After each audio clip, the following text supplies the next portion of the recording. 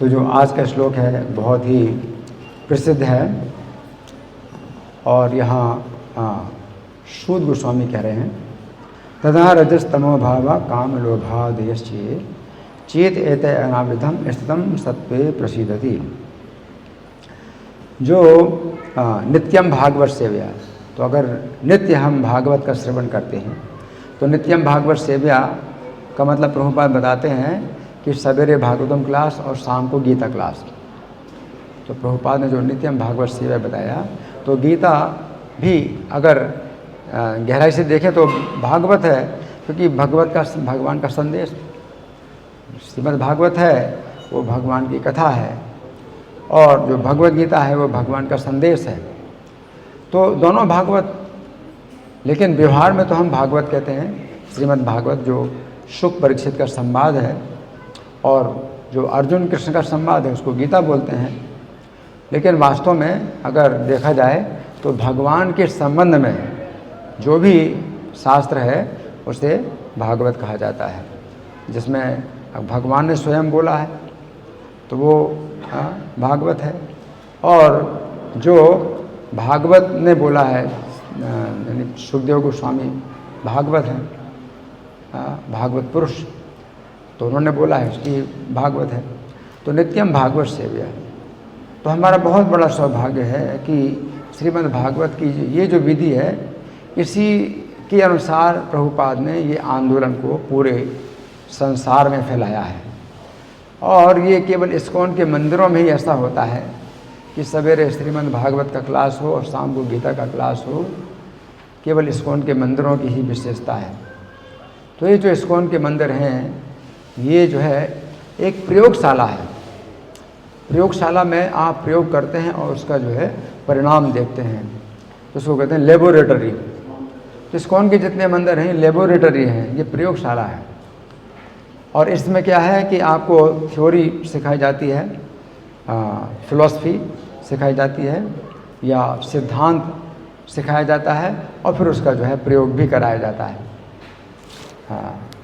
तो प्रयोग करने के पहले हम सिद्धांत सीखते हैं। तो यहाँ पर सिद्धांत बताया है। तो सिद्धांत क्या बताया कि नित्यम भागवत सेव्या, अगर हम रोज़ श्रीमद् भागवत का श्रवण करें, सवेरे भागवतम, सब शाम को भगवत गीता, नित्यम भागवत सेव्या नष्ट प्रायेषु अभद्रेषु, तो प्रायः अभद्र नष्ट हो जाते हैं। तो ये भजन क्रिया के बाद अनर्थ निवृत्ति इसको कहेंगे कि भजन क्रिया के बाद अनर्थ निवृत्ति नष्ट प्रायेषु अभद्रेषु नित्यम भागवत सेव्या, और भगवती उत्तम श्लोके भक्तिर्भवति नष्ट की। तो उस समय क्या है कि अनर्थ निवृत्ति के बाद क्या है, निष्ठा आएगी, भक्तिर्भवति नष्ट की। अब जब निष्ठा आएगी, जब निष्ठा आएगी तो क्या होगा, तो यहाँ पर बता रहे हैं, तदा रजस्तमो भावा काम लोभादयश्च। ये रजोगुण तमोगुण के जो भाव हैं, काम और लोभ आदि, तो ये जो भाव है, चेत एत अनाविधम, जो हमारा चित्त है इनसे अनाविध रहेगा। अनाविध का क्या मतलब है, एक तो विद्ध होता है, दूसरा अनाविध होता है। तो जैसे बाण जब लगता है किसी व्यक्ति को, तो आप कहते हैं कि बाण से विद्ध हो गया वो, तो उसको बाण लग गया तो बाण से विद्ध हो गया। और बाण अगर आपने मारा किसी को और उसको बाण जो है, बाण की चोट तो लगी लेकिन बाण जो है उसके शरीर में नहीं प्रवेश किया, तो क्या कहेंगे कि बाण से विद्ध नहीं हुआ वो। जैसे मान लीजिए दीवार में आप बाण चलाएं, पत्थर के ऊपर आप बाण चलाएं, तो बाण से जो है पत्थर विद्ध नहीं होगा, बल्कि बाण ही जो है उसकी नोक ही खराब हो जाएगी, बाण ही जो है खराब हो जाएगा, पत्थर को वो वेध नहीं पाएगा, वेधन नहीं हो पाएगा। तो उसी प्रकार से रजोगुण तमोगुण के जो भाव हैं ये बाण की तरह हैं। तो जब आप निष्ठा के धरातल पर आ जाते हैं तो रजोगुण तमोगुण के जो भाव हैं, तो ये जो है आपके चित्त को जो है वेध नहीं पाते हैं।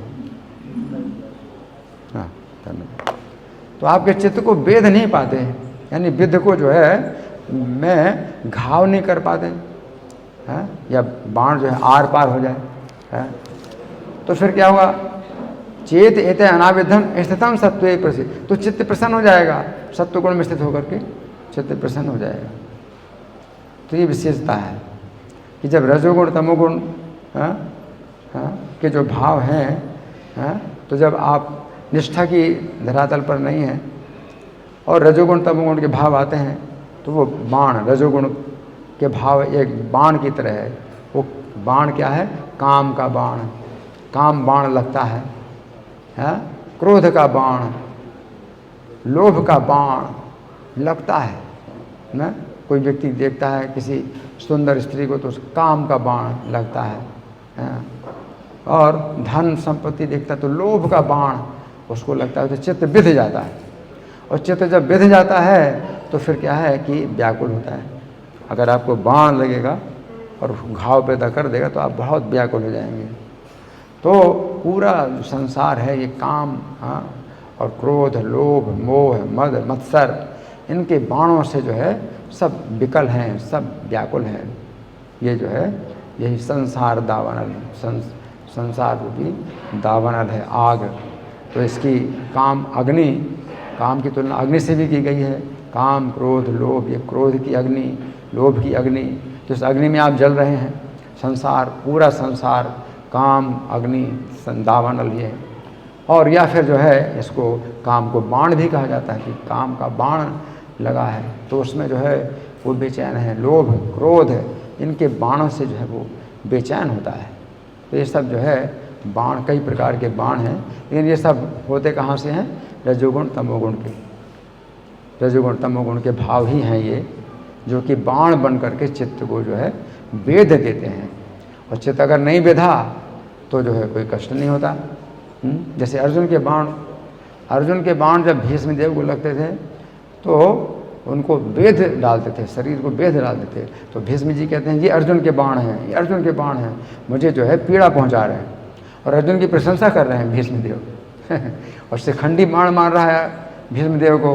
तो शिखंडी के बाण जो है भीष्म जी को जो है वो त्वचा में घाव भी नहीं पैदा कर पाते। तो शिखंडी के बाण, ये शिखंडी के बाण, ये शिखंडी के बाण हैं, मेरी त्वचा में कोई पीड़ा नहीं पैदा करते।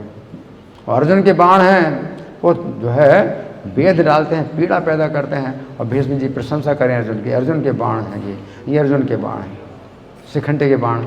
शिखंडी के बाण उनकी त्वचा में बिल्कुल खरोंच भी पैदा नहीं करते। तो इस तरह से आप जो है मतलब जो अगर आपका चित्त जो है श्रीमद् भागवत को सुनने से अगर आप जो है सत्वगुण में अगर आ जाएगा, तो सत्वगुण में अगर चित्त आ गया तो जो चित्त की जो मजबूती और जो कठोरता हो जाती, चित्त इतना कठोर हो जाता है कि काम के बाण आएंगे, लगेंगे। काम के बाण, ये रजोगुण तमोगुण के भाव तो फिर भी आएंगे, ऐसे नहीं कि भाव नहीं आएंगे, विचार आएंगे। काम के विचार, क्रोध के विचार, लोभ के विचार, मोह, मद, मत्सर, ये सब आएंगे। लेकिन आपका चित्त जो है उनसे विध नहीं पाएगा तो व्याकुल नहीं होगा। तो यहाँ पर श्रीमद् भागवत नित्यम भागवत सेवया, ये एक जो है प्रैक्टिकल है। प्रभुपाद ने जो है सब जो है एक प्रयोगशाला बनाई, लेबोरेटरी बनाई, इसमें प्रयोग करो, है ना। तो ये लेबोरेटरी है। यहाँ जो है आपको रोज़ भागवत का जो है प्रवचन दिया जाता है, शाम को गीता का प्रवचन दिया जाता है, और आप जो है इस प्रयोग को आप करते हैं, इसको एक्सपेरिमेंट आप करते हैं। और फिर आप जो है देखेंगे नित्यम अगर आप करते हैं तो क्या होता है, रजोगुण तमोगुण के विचार फिर भी आते हैं। ऐसी बात नहीं आते नहीं, आते फिर भी हैं, लेकिन चित्त में जो है वो जो है वेद नहीं पाते और आप जो है उनसे जो है बेचैन नहीं होते हैं। लगते हैं, बाण लगता है और नीचे गिर जाता है और उसकी ही धार खराब हो जाती है। आपके चित्त में जो है वो बाण जो है घाव पैदा नहीं कर पाता, क्योंकि सत्वगुण में आ गया। तो सत्व ना यहाँ पर स्थितम सत्वे प्रसिद्ध थे, तो चित्त प्रसन्न होता है। बाण लगते हैं उसको छोड़ने आदि, है ना।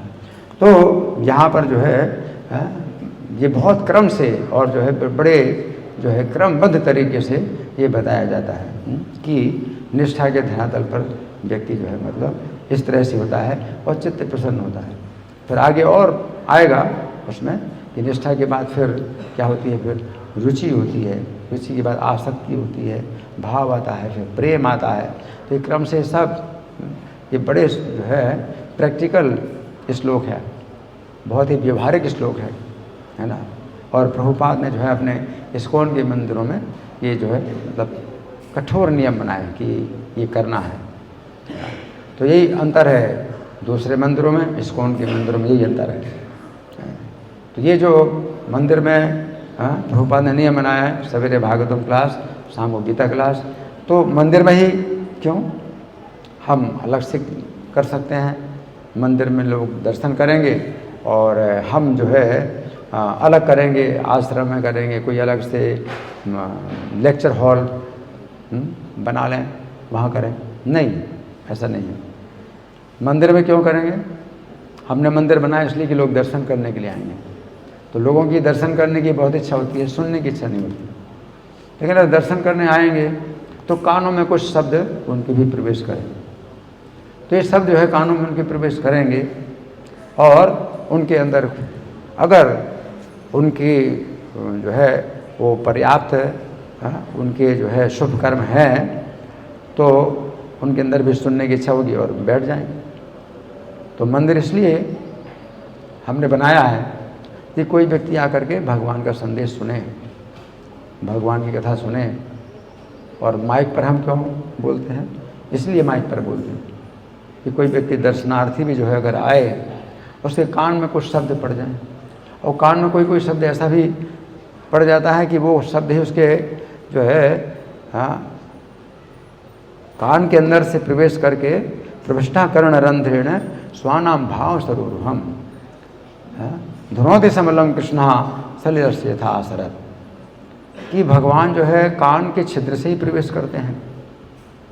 ये जो भगवान का संदेश है ये भी भगवान स्वयं कथा के रूप में, संदेश के रूप में, इन शब्दों के रूप में कान के अंदर प्रवेश कर जाते हैं। और कोई व्यक्ति आया, उसने नहीं सोचा था कि क्या होना है, वो तो दर्शन करने आया था, तो दर्शन उसने किया भगवान का, है ना। तो दर्शन वो करता है और कुछ उसको दर्शन होता है, कुछ दर्शन नहीं होता, क्योंकि सही आंखें हैं नहीं उसकी कि भगवान को देख सके। लेकिन कान के छिद्र से जब भगवान प्रवेश करते हैं, प्रविष्टा कर्ण रंध्रेण स्वानाम भाव स्वरूपम धुनोति समलम कृष्णा, तो कृष्ण जो है इन शब्दों के रूप में कान के छिद्र से प्रवेश करते हैं हृदय में और धुनोति और धोना शुरू कर देते हैं। उसके हृदय का जो मैल है वो धोना शुरू कर देते हैं, तो उसकी धुलाई होने लगती है। तो उसने नहीं सोचा था कि उसकी धुलाई होगी। वो मंदिर में आया दर्शन करने के लिए, तो उसकी धुलाई जो है कहाँ से होती है, कानों से सुन करके। या एक दूसरा भी श्लोक है, श्रृणताम स्वकथा कृष्ण पुण्य श्रवण कीर्तना, कि कृष्ण जो है जब देखते हैं कि ये व्यक्ति जो है मेरी कथा को सुन रहा है और सुनने में जो है वो इतना तल्लीन है, तो कृष्ण जो है इस अवसर का लाभ उठाते हैं, कि कृष्ण के वो जो है कथा सुनने में ये तल्लीन है, तो कृष्ण उसके जो है क्या करते हैं, हृदयंतः स्थितो, हृदय के अंदर स्थित हो जाते हैं। अभद्राणि विदुनोति सुरसताम, अभद्रों को धोने लगते हैं, अभद्र धोने लगते हैं, तो धुलाई करते हैं। तो आपके जो है जैसे मंदिर की धुलाई तो रोज़ होती है, यहाँ रोज़ मंदिर की धुलाई होती है, ये हृदय की धुलाई कैसे करें आप? हृदय की धुलाई तो कृष्ण ही करते हैं, और आपको मौका देना है कि आपके हृदय की धुलाई करें। तो आप उन्हें कान खोल लो, जब कुछ प्रवचन होता है, क्लास होता है, तो केवल कान खोल करके बैठ जाओ और कृष्ण को अवसर मिल जाएगा आपके हृदय की धुलाई करने का। तो मंदिर की जिस तरह धुलाई ज़रूरी है, तो आपका हृदय भी मंदिर है, उसकी भी धुलाई की बहुत आवश्यकता है।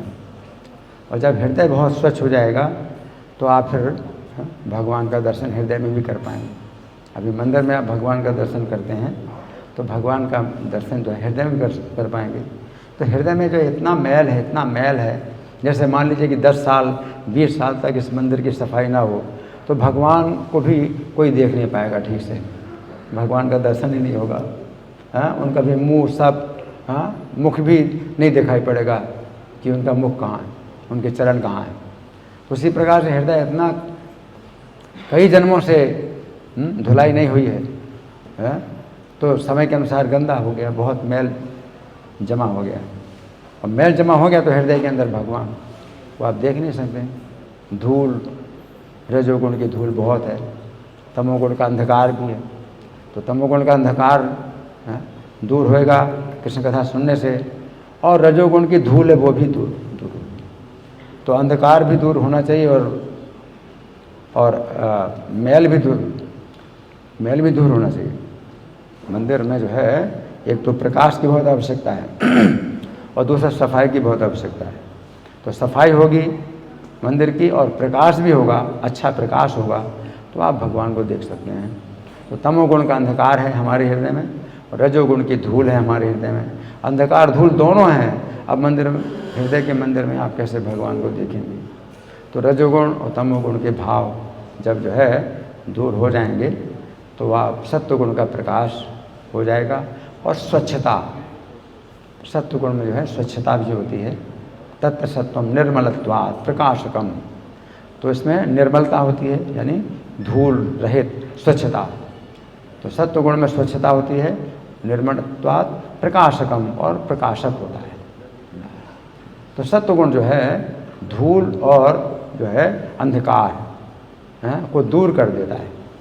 रजोगुण की धूल तमोगुण का अंधकार दूर कर देता है, और इस प्रकार से जो है हृदय में प्रकाश पैदा करता है। तो आप जो है फिर उस समय आप जो है फिर जब कृष्ण कथा सुनेंगे तो हृदय में भगवान का दर्शन होगा।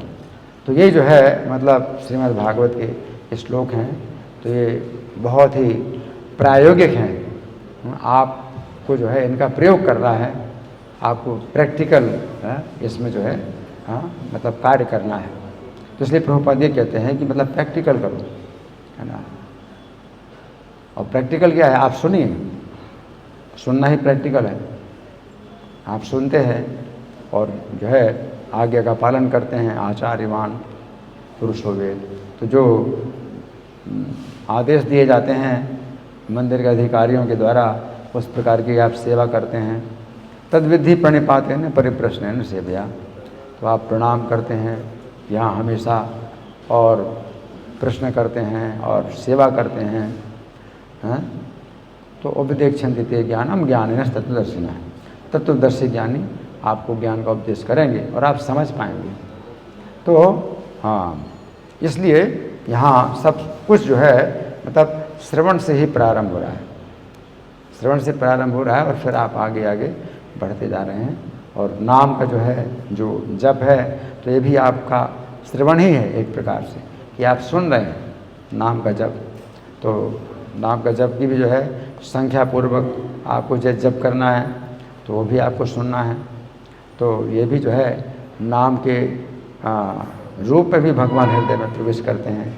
नाम की जो शब्द ध्वनि है ये भी भगवान ही हैं जो आपके कान में प्रवेश करते हैं और आपके हृदय को स्वच्छ करते हैं। तो यहाँ प्रभुपाद जो है इस बात पर बहुत जोर दे रहे हैं, और ये बहुत बड़े सौभाग्य की बात है कि हम लोग जो है प्रभुपाद के इस आंदोलन में हैं। धन्यवाद। हरे कृष्णा। ग्रंथराज श्रीमद् भागवतम की जय। श्रील प्रभुपाद की जय।